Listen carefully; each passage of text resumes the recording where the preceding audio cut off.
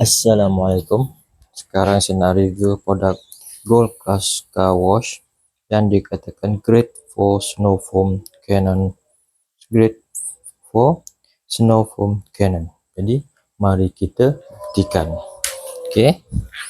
Ini dia, dan saya dah sediakan dia punya pressure spray.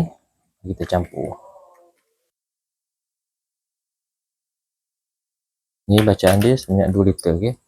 Ada 2 liter air. Kita campur 2 penutup. Ni 2 penutup Meguiar.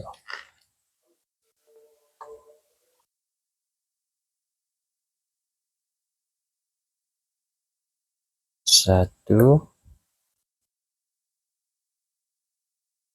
dua. Kita buat 2 penutup Meguiar. Okay? Mari kita buktikan kebenarannya. Betulkah dikatakan Gold Class Car Wash shampoo and conditioner daripada Meguiar ni bagus untuk snow foam cannon. Okey. Jadi kita masukkan penutup.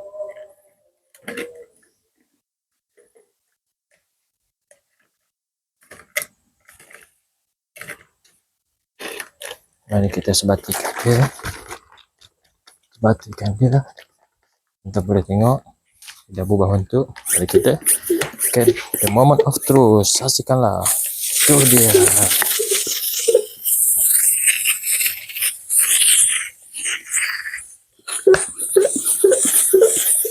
Ini dia katakan bagus untuk snow foam. Saksikanlah.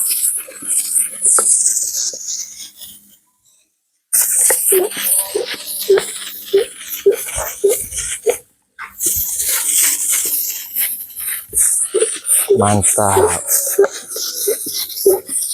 Memang benar. Kalau membeli ni memang tidak rugi. Membeli Meguiar Gold Shampoo and Conditioner. Tengok dia punya foam dia, snow foam dia memang menjadi. Buat semua sekali. Satu ni 2 liter ni boleh penuh satu kereta. Boleh settle untuk satu kereta. Okay?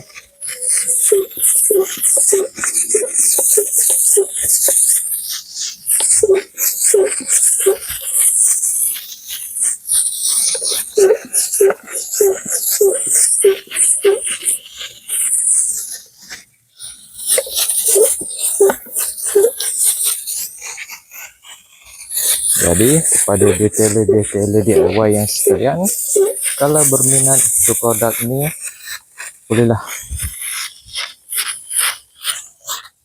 Kalau berminat produk snow foam,